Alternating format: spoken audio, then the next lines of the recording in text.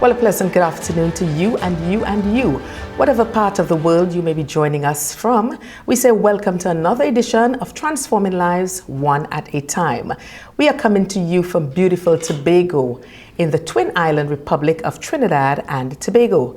Of course, for those of you who may be now joining us for the very first time, this program seeks to address social issues, any and everything that affects the human experience. We are about bringing hope, highlighting issues and solving problems.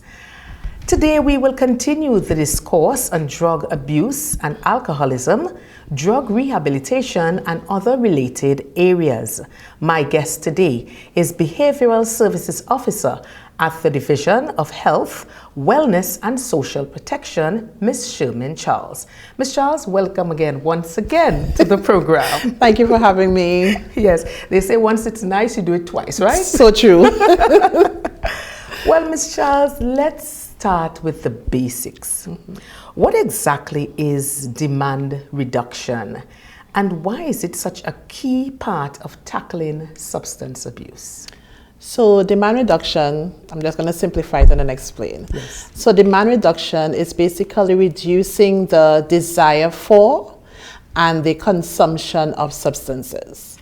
And mainly looks at doing that in two ways. So first of all, it's prevention, and then there is also treatment. Okay. So prevention looks at educating persons about the dangers of substance use. So we're looking at going out there and doing presentations, doing media presentations, having awareness campaigns, basically to give persons the right information where substance use is concerned.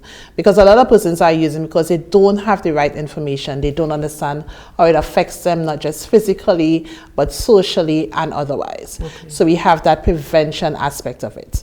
And then we have the treatment aspect of it, where we look at treating persons who are using substances.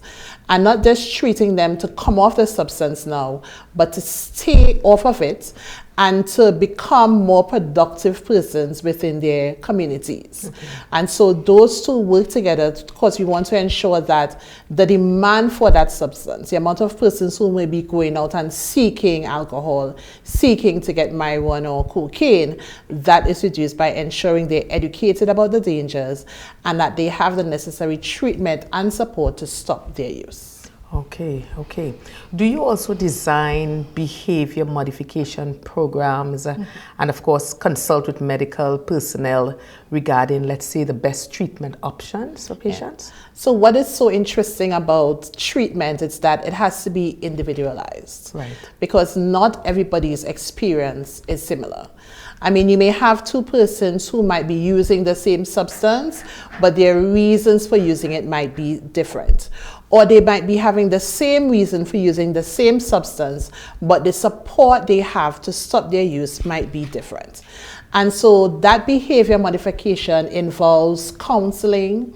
It also involves referring them to other treatment. So that's why you talk about the medical part of it. We have some persons who may need that medical intervention, or those persons who may need to go to a inpatient facility, those persons who may have to go to the hospital to detox. Right. So you have that referral pathway.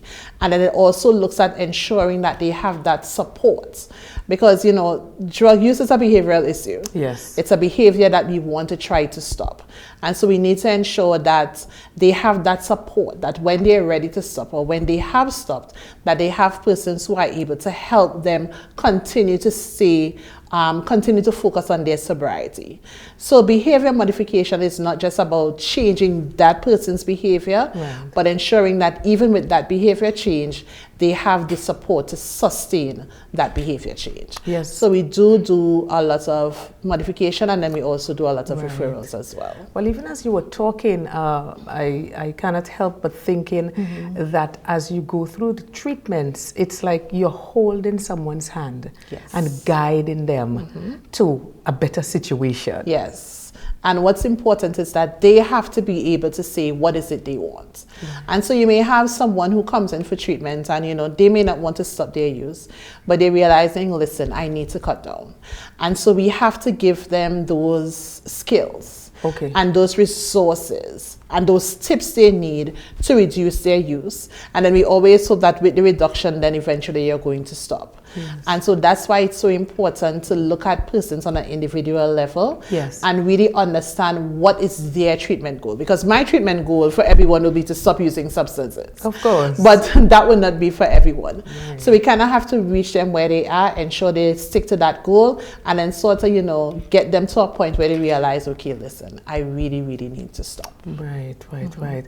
Well, Ms. Charles, as we continue to fight against addiction, swimming upstream, I would call it, do you feel our efforts are enough, or is there still more ground to cover? I don't think there will ever be a time where our efforts would be enough. Okay.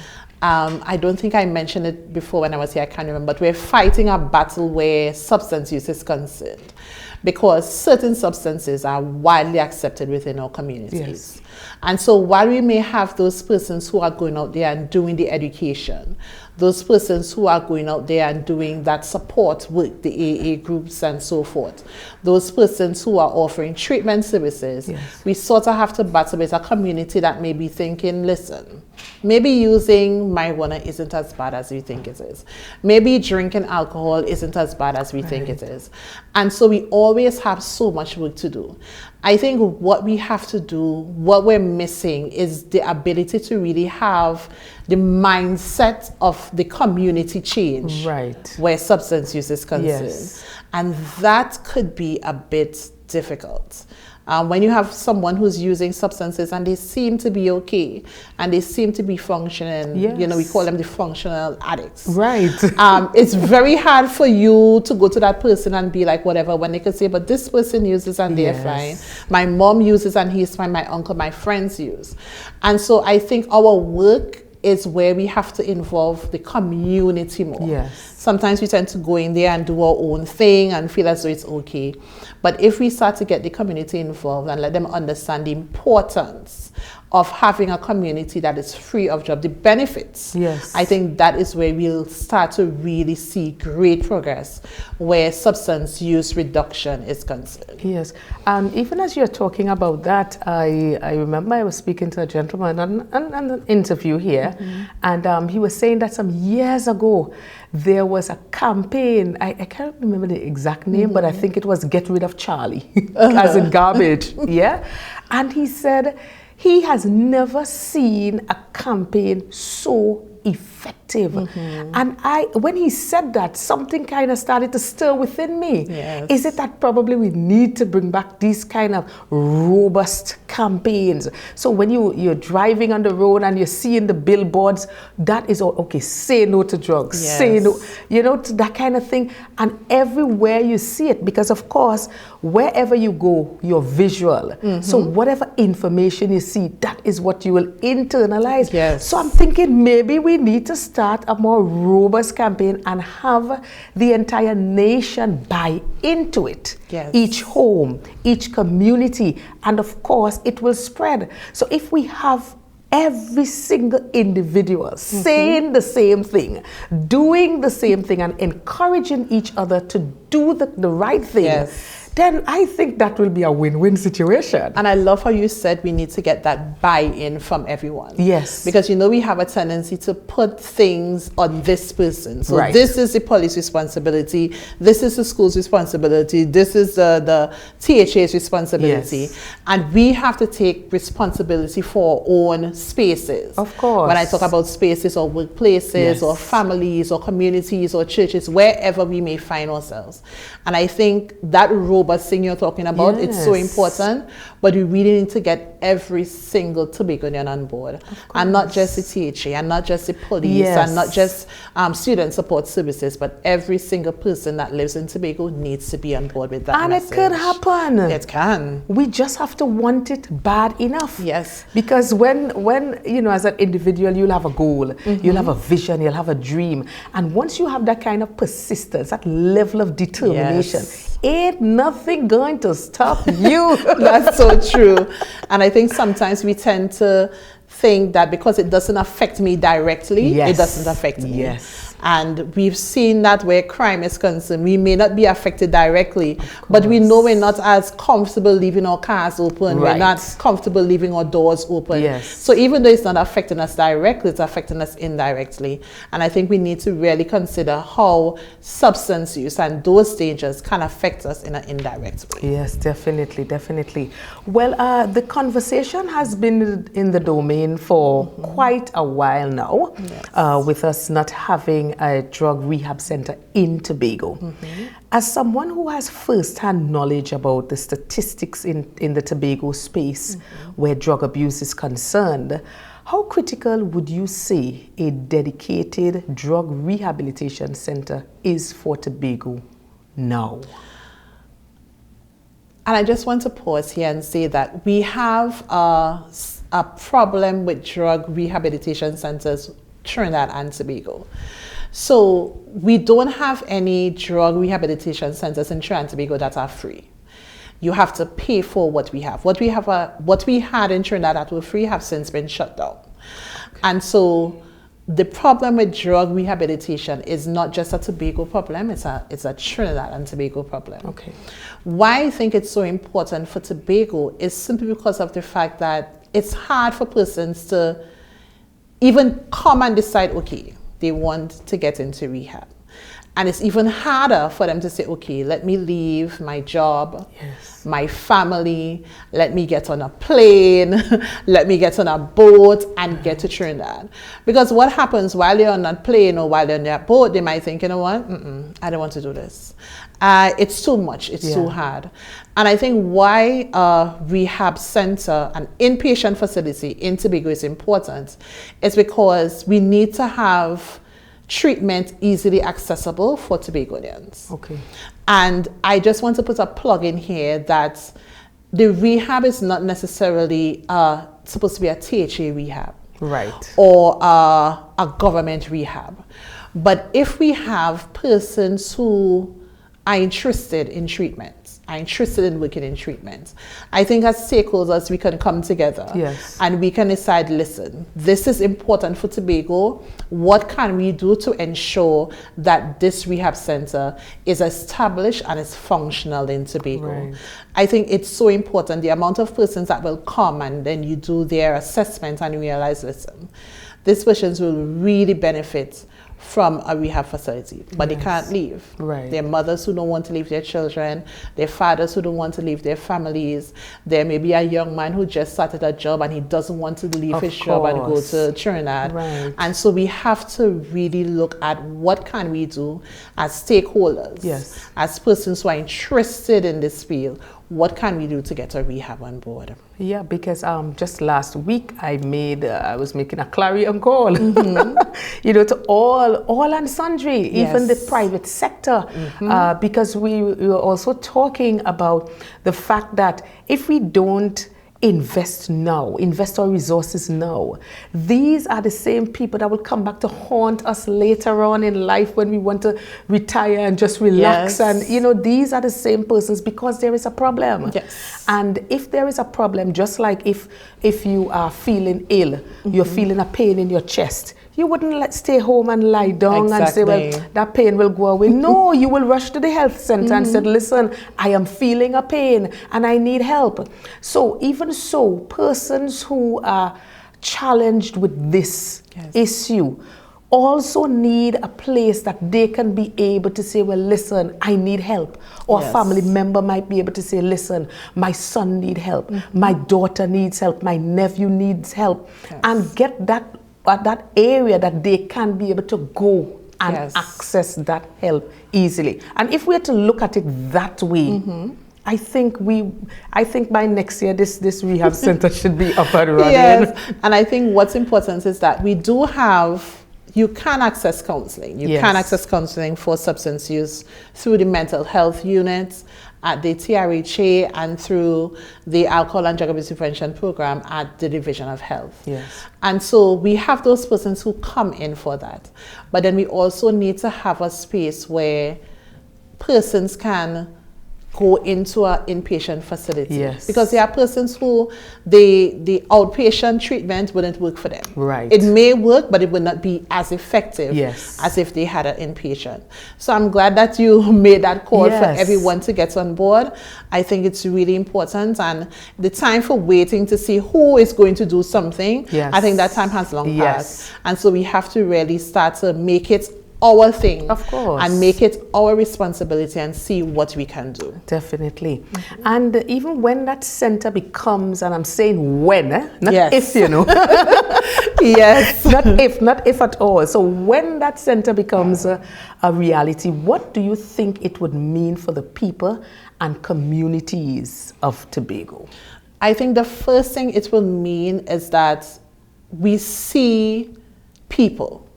I remember there was a mother that came. She had a daughter was struggling with substance use.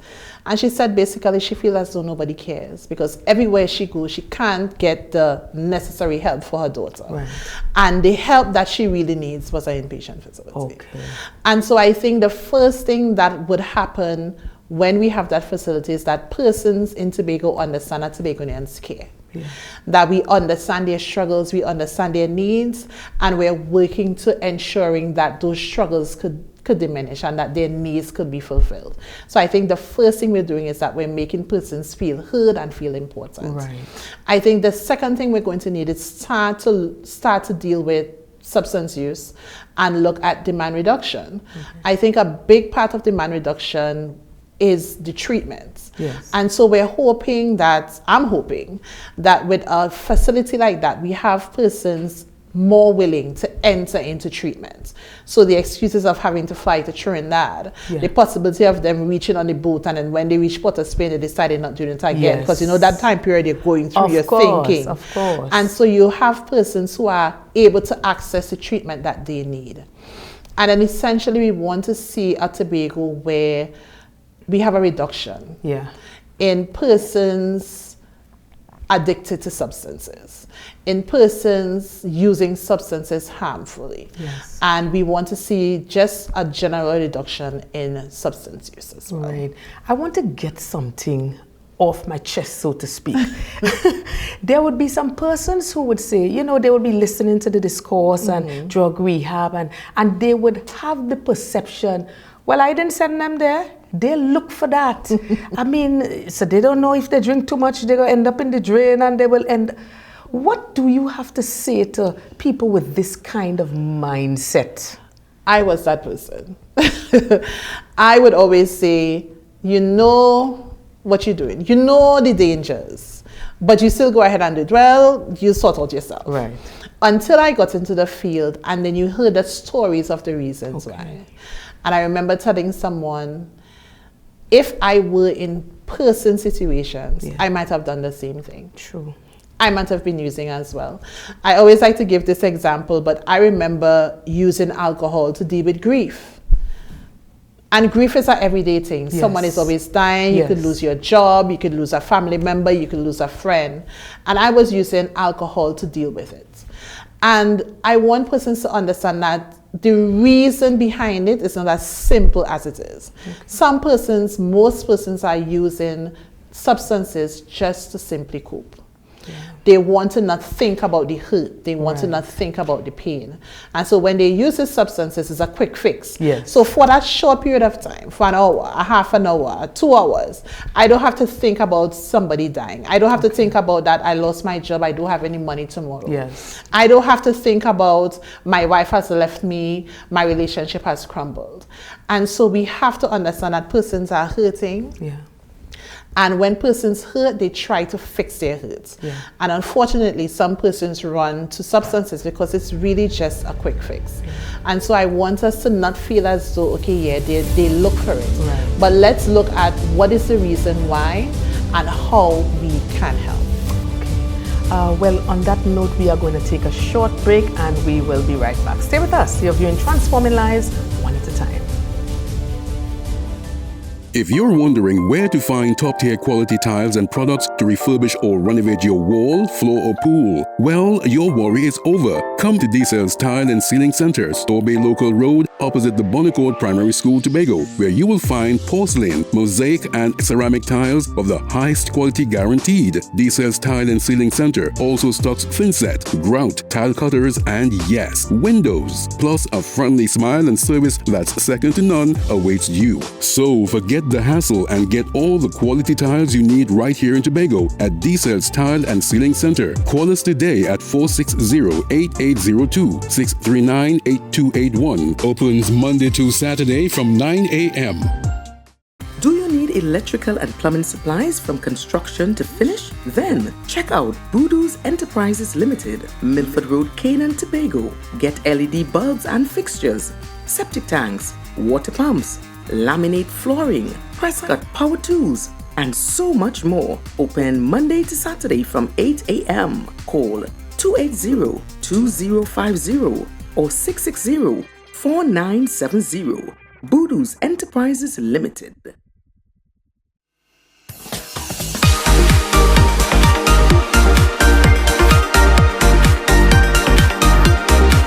Hi, I am Deanne, host of Transforming Lives One at a Time, and I would like to introduce you to our brand new segment, Good Vibes, Good News. And this is where you have the opportunity to highlight your good news. You can send your 90 seconds video to our WhatsApp number 868-701-2099. That's 868-701-2099. Let's hear some of the good news that we never hear about. Good vibes, good news. Inspiring hope. Celebrating wins. Truly grateful. Welcome back to the program. My guest today, Miss Shermin Charles. And just before the break, we were talking about some misconceptions, should I say, yes, or some perceptions that people would have when you talk about someone who is addicted to drugs or they are an alcoholic. Yes. Right? They made their bed. No, you have to lie on it. Let's be real about this. So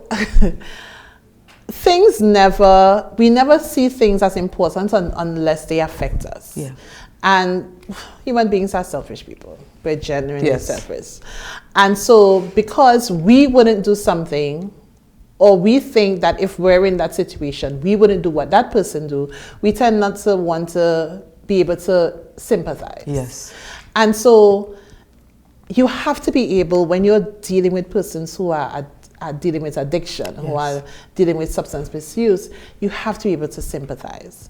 Because the stories you would hear, persons who have been in abusive relationships, who have suffered child abuse, who have suffered neglect, who have grown up in foster homes and moved from home to home, and they have not been able to deal with the trauma. They have not been able to deal with the stress. Some persons just can't even deal with their anger. Yeah. They're not able to control their anger. And the only way they could calm down when they're upset is to smoke marijuana. And so we think it's as easy as, well, find something else to do.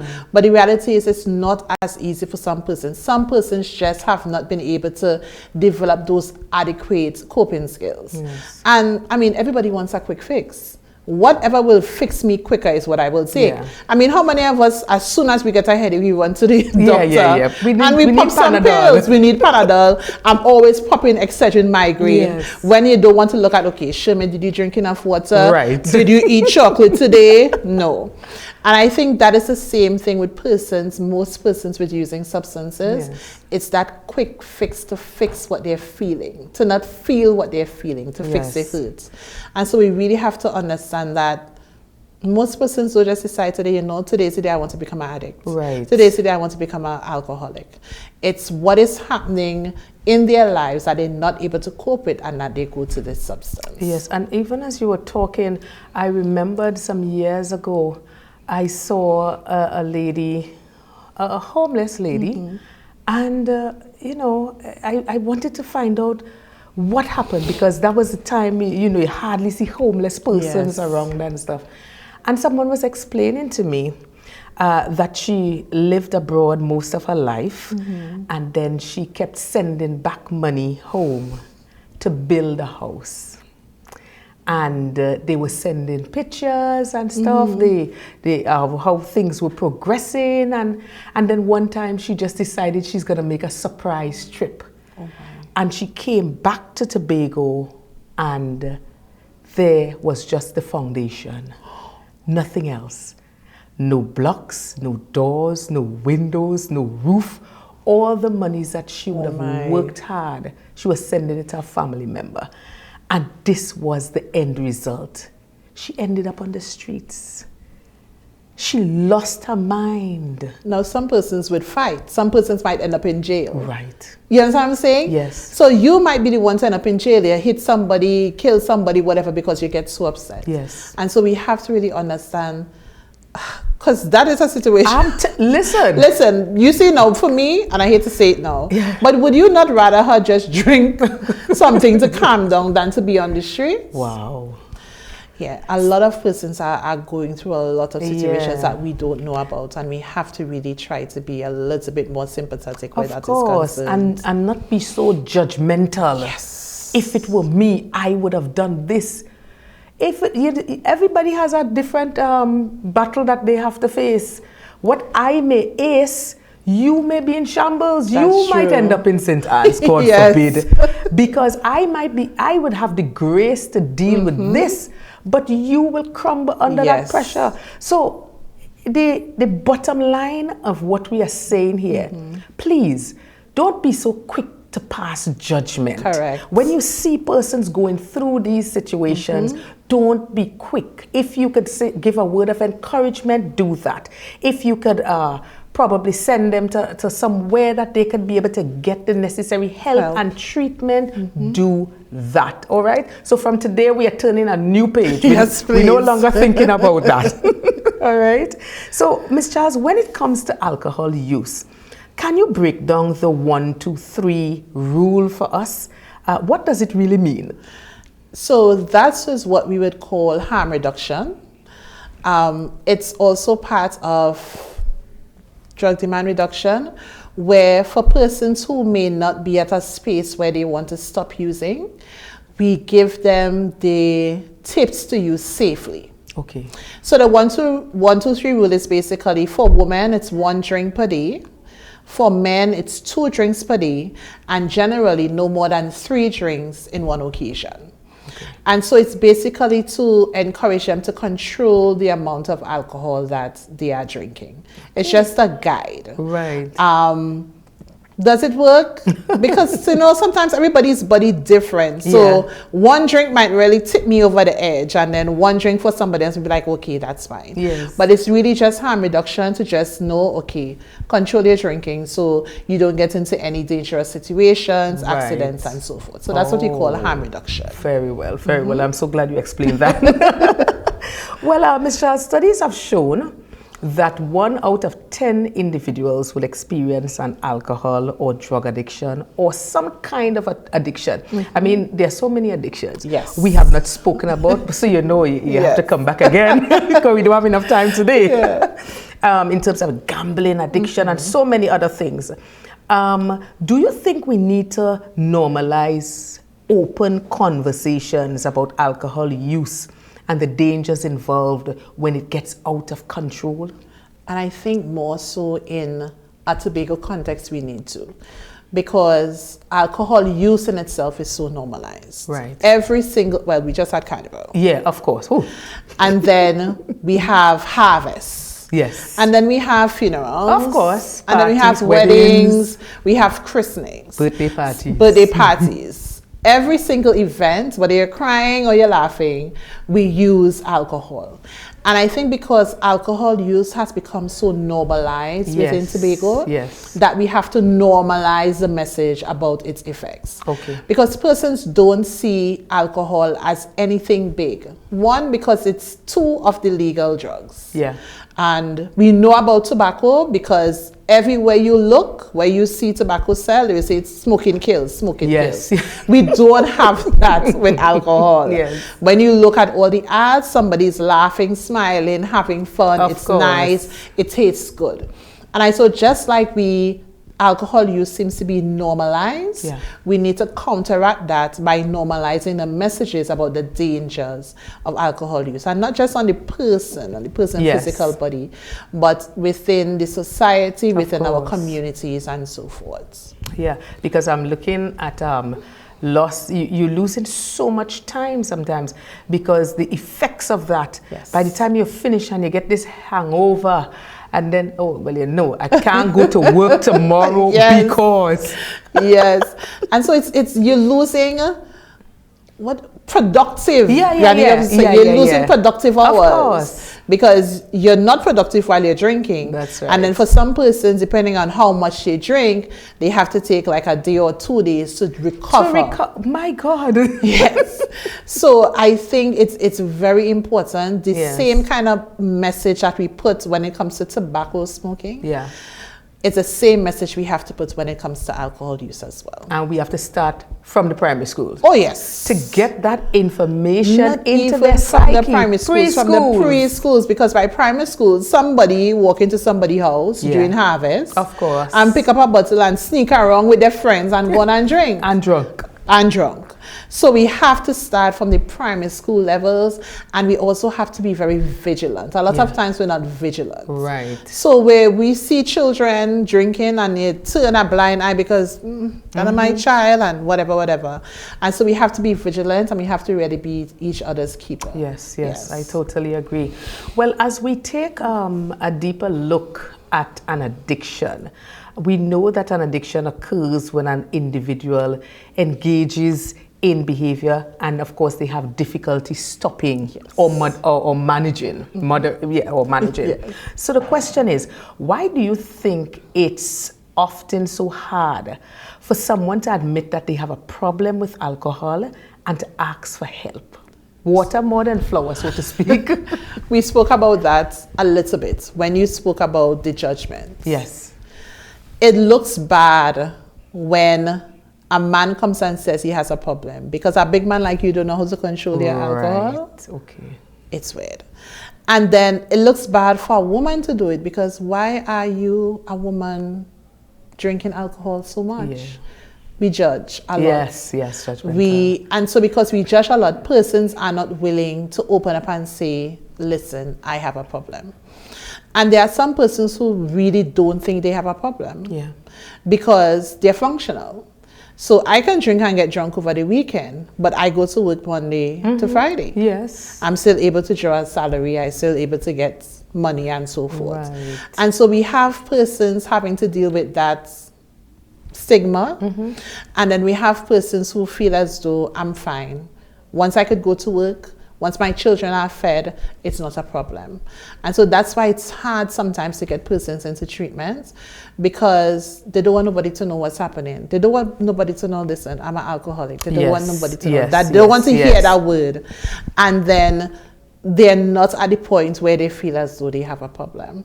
And those are two of the main reasons why persons just aren't coming for treatment at all. They don't see it as an issue. And I don't want nobody to know. Yeah. I don't want to admit it to myself, far less for somebody else to know. And the fact that they think, I could handle this. It seems like if it's a little out of control, but don't worry, I've got a handle on this one. Because I think we always, at some point in time, we feel invincible for different reasons. And we feel as though I am not as bad as that person. Yeah. At least I ain't falling down in the drain and somebody had to pick me up and carry me home. And somebody's always worse than me. At least I don't be at the rum shop all day. Right. At least I don't leave work a fortnight and go to the rum shop and buy out drinks. Yeah. There's somebody always worse than me, so I am not that bad. Okay. And so we have to battle with that thought process and that idea as well. Wow. Well, how would you describe the current state of alcohol use in Tobago? Is it more of a cultural norm? And I think I get the answer for that already. So is it more of a cultural norm, or are we seeing signs of a growing public health concern. And I want real talk, eh? It's a mix. We're seeing both. So it is a cultural norm. The price of alcohol will continue to increase. Yes. And nobody kicked a fuss. True. Because at the end of the day, I still buy my alcohol. Of course. So that's why they were very smart when they knew to raise the price of alcohol, because regardless of what it's going to They are sell, going to buy. they're going Yes. to buy. So Yes. they're going to make money off of that. Right. And so we have the culture where alcohol is widely accepted. There is, it's just accepted. It's A part just of normal. life. It's just a part of the culture. I mean, you can't go to a party and not drink. I mean. You can't go to a harvest and not buy cases of beers to give away. So it becomes part of our culture. Yeah. It's how we lime, it's how we party, it's how we interact, it's how we socialize. It's how we enjoy ourselves. It's how we enjoy ourselves. Okay. We have to I'm not saying that's how I enjoy myself. I'm just saying what the man on the street Yes. will say, okay? So please. And then we have a lot of these persons having health issues. Right. A lot of persons who are diabetic are drinking, and so it makes their situation worse. We have a lot of persons who are having liver issues and kidney issues because of their use. We have a lot of persons who may be having heart issues as well because of their use. Unfortunately, don't have the statistics. Right. But if you should go to the hospital and then you should do those things and you ask how much you drinking, you would be amazed to see how much they are drinking. Right. And so what is happening, or what could happen, is that we have our hospitals filled with persons who have all these issues, and it's a result of them drinking. Right. And so we have to be so mindful of the fact that a lot of persons are dying younger, having heart attacks, or having strokes, because they're drinking a little too much. I know of family members who before the age of 40 had a stroke. Yeah. And that was because he was an alcoholic. Right. Very intelligent guy. And then that was the end of it. And so we may not be seeing it major now. Right. Again, I don't have statistics, so I'm not sure what Yes. the hospital will say. But we don't want a situation where it becomes such a major issue that our healthcare system cannot be able to deal with it. Of course, Yeah? because it's already creating such a burden on the healthcare system. Yep. And we know our healthcare system is already burdened with all these chronic illnesses Yes, and all yes, these lifestyle yes. diseases and so forth. And so we don't want a situation where we're compounding that with all these substance use related course. diseases and illnesses. But I think because it's so a part of our culture, it's something that we're fighting with. People will say, yeah, we know cocaine is Yeah, bad. We know yeah, the cigarette is But I cigarette just from need a that. little bit. A little for the stomach's sake. Yeah. So yes, we have that happening really in Tobago. Wow. What kind of community-based interventions or awareness campaign do you think could make a difference in changing attitudes towards alcohol use in Tobago? Or might I say in Trinidad and Tobago, one country? Yeah. I think something that we tend to not focus a lot on is having these community groups. Yeah. And these extracurricular activities for children not to just get involved in, but to be mentored by. Okay. We tend to focus on going out there and doing a presentation, but we also have to have our youths involved in positive things. Yeah. And when they're involved in these positive things, the urge to use might be different. The persons they surround themselves with will not be persons who might be getting drunk in a bar. Right. And so we have to start from there, ensuring that they have mentors within the communities to really encourage our young people on the right path. And I think that is something that sometimes we tend to bypass, because we're so focused on these big education campaigns and going out and educating, but we really need to have more of these groups in the communities. I think what's also so important is having every community group touched. So the schools, the clinics, the churches and faith-based organizations, the NGOs, the non-community groups, the supermarkets, the business owners. We have to have everybody on board when we're doing these community awareness programs. Yes. It's not just about education, but it's about ensuring that this is a community that says, everybody says, listen, we are saying no to drug use in this community. Yes. And once the community knows this is what the entire community believes, then we may be able to see a shift as well. Right. And as you were talking, I remembered in one of the sporting clubs, just recently I was having a conversation, and a young man was there. He was probably about 17 or 18. So we just started chatting. You know, I like to talk with young people. Well, I'm young as well, please. Younger persons. You know, and we just started chatting, and I was talking to him about drug use, alcohol. He said, well, miss, I am a very serious young man and I love playing football. And my coach told me that if I'm playing football and I'm serious about this, I cannot use any drugs and I cannot use any alcohol, and I'm sticking to that. Listen, I wanted to shake the guy's hand. Because I wanted to give him an award. Because once children have goals, a lot of the times they just don't have a goal. They don't know what they're doing tomorrow or the next day. Right, because they don't have the mentors. And I think that is so important to ensure children have goals. Yes. And they have the necessary skills to resist the substance use, to deal with the stress, to deal with the anger. And I think that's a big part of a community-based campaign, something that looks at developing the life skills and ensuring that we have mentors, not just adult mentors, but youth mentors as well. Certainly, certainly. Well, on that note, we are going to take another short break and we'll be right back. Stay with us. If you're wondering where to find top-tier quality tiles and products to refurbish or renovate your wall, floor or pool, well, your worry is over. Come to D-Cells Tile and Ceiling Center, Storebay Local Road, opposite the Bonnecourt Primary School, Tobago, where you will find porcelain, mosaic and ceramic tiles of the highest quality guaranteed. D-Cells Tile and Ceiling Center also stocks thinset, grout, tile cutters and yes, windows. Plus a friendly smile and service that's second to none awaits you. So forget the hassle and get all the quality tiles you need right here in Tobago at D-Cells Tile and Ceiling Center. Call us today at 460-8802, 639-8281. Opens Monday to Saturday from 9 a.m. Do you need electrical and plumbing supplies from construction to finish? Then check out Voodoo's Enterprises Limited, Milford Road, Canaan, Tobago. Get LED bulbs and fixtures, septic tanks, water pumps, laminate flooring, press cut power tools, and so much more. Open Monday to Saturday from 8 a.m. Call 280-2050 or 660-4970. Voodoo's Enterprises Limited.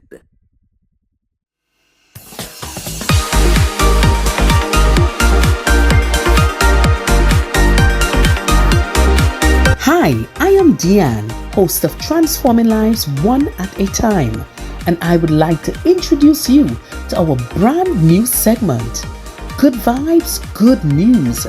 And this is where you have the opportunity to highlight your good news. You can send your 90 seconds video to our WhatsApp number 868-701-2099. That's 868-701-2099. Let's hear some of the good news that we never hear about. Good vibes, good news. Inspiring hope. Celebrating wins. Truly grateful. Welcome back to the program. And just before the break, Ms. Charles, we were talking about communities coming together and us having a more holistic approach, everyone working together, hand in hand, group effort, stakeholders coming together, recognizing, listen, we have a problem, we have an issue. And you know, the thing about it, we have the problem and we also have the solution. Yes. And I want to put a plug in here. I think one thing that is needed in each community is a support group. Okay. I think because that also deals with the stigma where persons feel as though I'm alone in this. Right. I don't want to talk to anybody because I don't want anybody to know what is going on. But a support group sort of brings persons in recovery to share their experiences, to share what works, to have somebody who you can lean on when you feel the urge. You can make a call. Yes. And I'm hoping that at some point in time, at least in every single community, we can have a support group that lets persons who are dealing with substance use issues, yes, and even those family members and friends who are affected by somebody who is dealing with a substance use issue, right, can come together and really have that support that is happening. And that is something I think that we don't really have. I know we have our AA and NA groups as well, yes, but it'll be really nice that at least in each community we have a space where persons can go and get that kind of support. Right, of course. And even as we were talking about communities, I was even thinking and considering that the various NGOs, because sometimes we have so many NGOs, yes, in this country, Trinidad and Tobago, yes, and it have an NGO for everything. It seems. The animals and all, NGOs. And I'm thinking that we probably need to come together, maybe persons with like mind. Yes. Your NGO is about probably having, I don't know, some kind of reform for persons who have been challenged with issues, yes, like these, and there is another organization that probably is doing something similar, that you could come together, yes, let's come together for a common cause. It doesn't mean that they're taking away from what you are doing, no, because iron sharpeneth iron. Yes. So if you two come together, you would get a better result, because yes, the persons who are supporting you gonna be there. The persons that are supporting the other NGO, they are gonna be there, plus their friends, plus yes, their relatives, plus so I'm thinking that we need to come together more. We are too segregated. I think that's so everyone important. Okay, this is my thing, I'm doing my thing, and we are happy that you're doing your thing. Yes, let me speak to the camera. We're happy that you're doing your thing, and you think that you are helping humanity and contributing significantly to the development of your community and nation, and we applaud you. But sometimes we need to come together. Yes, because we'll have a further reach. Yes. And everyone doesn't have all the resources. I mean, even governments have to depend on other governments to help. So it's just to come together. We all have a common goal. We want to ensure that this issue of substance use is dealt with in Tobago. Yes. And we have to put our minds and our passions and our resources together to ensure that it's done. That it's not just within, say, Bethel or within Plymouth or within Scarborough, but it touches the entire of Tobago. So we are looking for the 116. And talking about 116, I think I have to talk to Patricia Nicholson Richards. Because I think we need some ads to get in there. Yes. Say no while the program is running, because I know it's the THA runs that program. But while they are doing something could be running there. Yes. Emergency contact numbers, something. So I am definitely, Patricia, if you're listening to me, I'm gonna call you. All right. Okay. So I want you to walk us through the stages of addiction. And I think this is very crucial. Yes. Because obviously this is not something that will just happen overnight. Today, the 28th, today, the 15th of June, I'm good. Yes. And by the 17th, I'm an addict. It's not going to happen overnight. Yes. So let us be clear that even the smallest child listening to this program right now could be able to understand there is a process, there's stages. Let's talk about that. So I think we have 5 stages. So the first one is the experimental stage. You've never had it before, let me try it. My friends are doing it, let me try it. I'm a little stressed out today. Let me see if a little alcohol will help me manage the stress. And so we have that experimental stage. So they're just using it one-off, or they're using it on occasion. Right. So I may be stressed today, I'll use it. And then I feel extremely stressed, maybe 3 weeks down the line, I use it again. So we have that start with the experimentation. And then we go on to the regular use, or I like to call it the recreational use. Okay. So you find a reason to use it that it's regular. So I know when I go on Lime, I'm going to be drinking. I know during the week I'm not drinking, but I know every weekend, yes, when I leave work on Friday, I go by a bar right, and I take 2 beers. And so we have it being a part of your regular routine. Yes. Doesn't have to be every day, but it becomes a routine in some way. So we have that experimentation, we have the regular use. And then we move on to the risky use, okay, which is the abuse, where you tend to use more. So that's when you get drunk.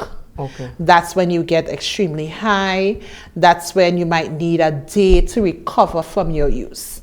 And that's when those harmful effects start to step in. okay. So before you can manage your alcohol use, you drink it, you take a beer at the end of the day, and then you go home, you relax, you get up, you're functional.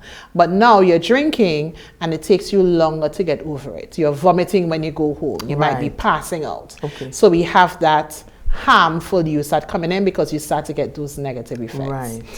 And then you have the dependence. And so now I know every time I'm stressed, that is what is going to help me. Okay. When I wake up in the morning, just for me to get to go to work, I need to take a drink. I know when I come home from work, I need to take a drink to calm down. And so you feel as though it's something I need to do. When I go to lime, for me to have a good time when I'm Yes. liming, I need to drink it. Wow. And so we have that dependence on it. Yes. And then the last stage is the addiction. It's where you can't stop. So you're dependent, Yeah. you're having all these negative influences, negative effects, Yes. but you're just not able to stop. Your wife may say, listen, if you don't stop today, I'm done. Right. And then next 2 days, you're drunk. She left you and think. Your boss tells you, listen, if you want to keep this job, you have to stop drinking. Yeah. And they're like, you know what? I can't fight up. You can't tell me what to do. Right. So you leave the job. Yes. But you know at least you have your alcohol. And so those are the stages. And a lot of persons think that you could jump from one to the next. Right. But it really takes a pattern. For some persons, it takes longer. Depending on the situation, for some persons it takes shorter, but it's rare where you jump from just experimentation Right. to addiction. You have to go through the things. So it's experimentation, the regular occasional use, then you have the harmful use, then you have the dependence, and then you have the addiction. Wow. Because even as you were talking about that wife probably leaving that person, no, and then he's walking out of his job. Yes. You said he has his alcohol, but remember, if he doesn't have a job, he needs money to get the alcohol. So it's another stress level. Yeah. I remember a client said to me, once he gets to a bar, he's going to get something to drink. Okay. Without money, or I don't know how this. Right. I don't know how they, friends. Buy me a drink, mama. Right. And then he bill whatever. But they always find a way to get what they need to get. Some persons steal. Yeah. Some persons beg. Yeah. Some persons, I know some males and females get involved in prostitution, but they do what they have to do to get that substance. And that is where the addiction comes in, and we talk about those harmful things, Yes. you get involved in risky behaviors, you get involved in illegal activities just to ensure you get that thing. And you know you're doing these things, but it's that dependence is already there. Yeah. So you have to do what you have to do to get what you need to get. Wow. So you see why we definitely need that drug hub Yes. center based in Tobago. I know they have in Trinidad about Yes. 12. We're talking about Tobago now. Yes. 116 square miles. Yeah? Yeah. And We I think need. why it's important is because a lot of times when persons are addicted, outpatient treatment is not the best. Yeah. They need to be able to be in a space where they could, detox. Right. Where they could get away from the influences. Yes. Where they can get that intensive treatment and support that they need while they're in active addiction. Yeah, that is so important because a gentleman was telling me that there was this young man, the employees saw that he had such a major problem and they sent him to rehab. Yes. And while he was there, he was so upset. He's going to sue the employees, and he's upset with his family and upset with everyone, until about 3 weeks later, the gentleman said he was passing by a mirror, and then he saw himself. And he literally saw himself for the first time. Wow. Because he was so, the toxic, the toxins, they were all out of his body. And then and there, he could have said, wow, okay, I'm not going to sue them again. Yes. Because I am happy that I am now seeing myself. He was always there. But because of the influence of the substance, and it was so strong and had such a devastating effect on him, it was like he had lost himself. And I really want to encourage our stakeholders to really come together and see what we can do as Tobagonians. Yes. And I know we have a tendency to depend a little too much on government and government entities to do what needs to be done. And I think that we just need to come together. There are resources that we can access within Trinidad and Tobago and outside of Trinidad and Tobago if we really want to have this rehabilitation center up and running. Definitely. And that what you said is so very vital and profound, because too many times I think we depend on the government and government agencies to do this. Yes. There is a situation in the community, so the government can see this. You're not seeing it too, you know? Yes. I mean, yes, I understand. We put a government in place for these reasons, but I'm saying that sometimes you could come together and do it as a community project. Bring the community together and say, you know what, this area, we don't like how it's looking. The government really supposed to do it, you know. But you know what, I'm going to go down to the hardware, ask them to drop some gravel and contribute something, and we're going to call all the young people in the village and said, let us build this garbage there. Correct. The government really responsible, you know, but we are taking the initiative because we are the people that live here. This is our home. We are the people that it's affecting. Yes. And these people, these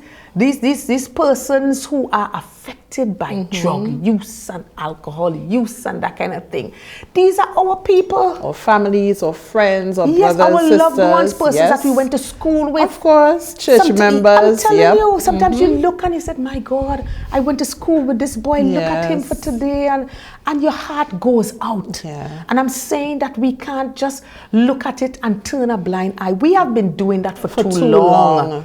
We have been pushing things around and pretending that we don't see, and okay, well, it doesn't affect me or it doesn't affect my children. So I'm saying, no, we have got to stop that kind of behavior. Yes. And we have got to help more. Put ourselves in a position. I am going to be the game changer here. I am going to be the trendsetter. Yes. I am setting the trend for others to follow. Correct. All right. So even as we begin to wrap up the program for today, what message would you like to share with individuals who may be struggling with substance abuse or with families trying to support their loved ones on the recovery journey as we wrap up? I think for those persons who are struggling with substance use, I want them to know that they're not alone. And when I say they're not alone, not that they're not alone or the only person who's struggling, but there are persons out there who can help. Okay. There are resources that they can access to get that help. And I want them to understand that. I think that's something that we need to do. We need to have like a directory when it comes to substance use resources where persons can call and reach out. So that's the first thing I want them to understand. And then the second thing is there is hope. Yeah. The once an addict, always an addict, it doesn't work. Right. That is not it. Yes. I have seen persons who have gone into recovery and have been successful going through their recovery. And that could be you. So I want persons to understand that there are resources, there is support, and there is hope. And for those family members, I want them to understand the same thing. And I also want them to understand it's not their fault. Right. A lot of family members tend to blame themselves for their relatives or their friends' use. or addiction. Yeah. And I want them to understand it's not their fault, and the same support that their relative or their friend can access, they can access as well. Because we do understand treatment is not just for the person who is addicted, Yes. but it's also for those persons who have to live with them, who have to work with them, who have to socialize with Yes. them. And so that help and support is also there. And I just generally want them to not give up hope. I know sometimes when someone is in active addiction, it looks hopeless. Yeah. It's hard. I am not going to sit down here and say it's easy. It's hard. And I also want them to know that we can work with them through those difficulties and to ensure that their family member is okay, their friend is okay, and they are okay as well. Wonderful. Well said. Well said. What a way to end the program for today. Well, I want to take the opportunity to thank my guest, Ms. Shermin Charles, for taking the time out to be with us today. And of course, I wish you continued success in all your endeavors. Thank you so much. Well, viewers, that's how we wrap things up today for another program, Transforming Lives One at a Time. Feel free to share the program, comment, like, and of course, if you have a topic, a burning topic that you would like us to discuss, you can feel free to send us a message. We are on TikTok, Facebook, Instagram, and of course, YouTube.